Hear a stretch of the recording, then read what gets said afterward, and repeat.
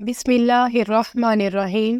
دنیا کا سب سے ظالم اور سرکش بادشاہ فرعون تھا، جو خود کو خدا کہتا تھا، اور جو اس کو خدا نہ مانتا فرعون اس پر طرح طرح کے ظلم کرتا، یہاں تک کہ وہ لوگوں کو قتل کر دیا کرتا تھا۔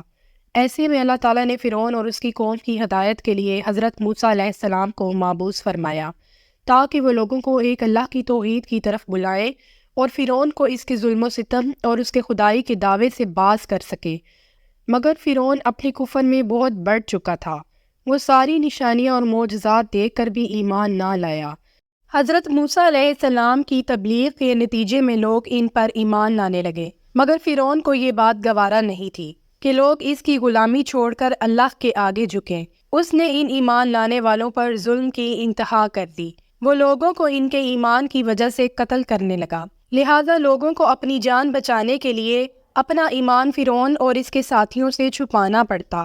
انہی چھپ کر ایمان لانے والوں میں سے فرعون کی بیٹی کی ملازمہ بھی شامل تھی۔ یہ ملازمہ مشاطہ تھی، یہ فرعون کی بیٹی کے بال کنگھی کرتی تھی۔ فرعون اور اس کی باندی کی کہانی اللہ پر توکل اور موت کو سامنے دیکھ کر بھی ایمان پر ثابت قدم رہنے کی سچی کہانی ہے۔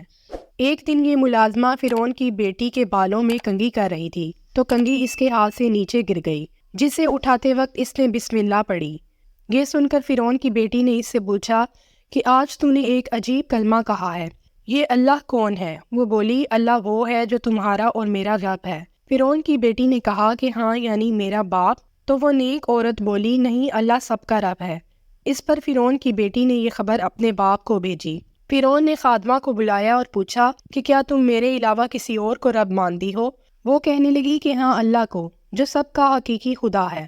اس پر فرعون نے حکم دیا کہ ایک بہت بڑی دیگ میں تیل گرم کیا جائے اور اس کے بچوں کو ایک ایک کر کے اس میں ڈال دیا جائے۔ چنانچہ ایسا ہی کیا گیا، اور جب تیل کھولنے لگا تو اس کے بڑے بچے کو اس میں پھینک دیا گیا، وہ فوراً جل کر راکھ ہو گیا۔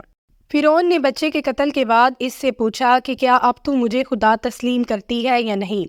مشاطہ نے جواب دیا کہ اگر تو مجھے سالوں تک بھی عذاب میں مبتلا رکھے گا تب بھی میں اپنے ایمان سے نہیں پھروں گی۔ ہاں، میری تجھ سے ایک درخواست ہے کہ مرنے کے بعد میری اور میرے بچوں کی ہڈیاں ایک ہی جگہ پر ڈال دینا۔ فرعون نے کہا کہ تیرے کچھ حقوق میرے ذمے ہیں، اس لیے میں تمہاری یہ خواہش پوری کر دوں گا۔ پھر فرعون نے اس کے دوسرے بچے کو بھی اس میں پھینک دیا۔ اس کے بعد جب اس کے سپاہی اس کے سب سے چھوٹے دودھ پیتے بچے کو اس کی گود سے چھیننے کے لیے آگے بڑھے تو ماں کی آنکھوں کے آگے اندھیرا چھا گیا۔ اسی وقت اللہ نے اس بچے کو زبان دے دی اور وہ کہنے لگا، اماں جان افسوس نہ کر، اماں جان پس و پیش نہ کر، حق پر جان دینا ہی سب سے بڑی نیکی ہے۔ چنانچہ ماں کو صبر آ گیا اور اس بچے کو بھی آگ میں ڈال دیا گیا، اور آخر میں ماں کو بھی اس میں ڈال کر جلا دیا گیا۔ یوں اس نیک عورت نے اپنے ایمان کی حفاظت کی خاطر اپنی اور اپنے بچوں کی جان دینے سے بھی دریغ نہ کیا، اور مرنے کے بعد اس کی اور اس کی اولاد کی قبر سے ایسی خوشبو اٹھ رہی تھی کہ نبی کریم صلی اللہ علیہ وسلم کو محسوس ہوا کہ گویا یہ خوشبو جنت سے آ رہی ہے۔ مگر جبرائیل نے نبی اکرم صلی اللہ علیہ وسلم کو بتایا کہ اللہ کے نبی، جنت تو یہاں سے بہت دور ہے، یہ خوشبو مشاطہ اور اس کی اولاد کی قبر سے آ رہی ہے۔ معراج کی رات نبی کریم صلی اللہ علیہ وسلم براق پر جا رہے تھے۔ جب مصر کے قریب پہنچے تو بہت اچھی اور زبردست خوشبو آنے لگی۔ آپ نے جبرائیل علیہ السلام سے پوچھا کہ یہ کیسی خوشبو ہے؟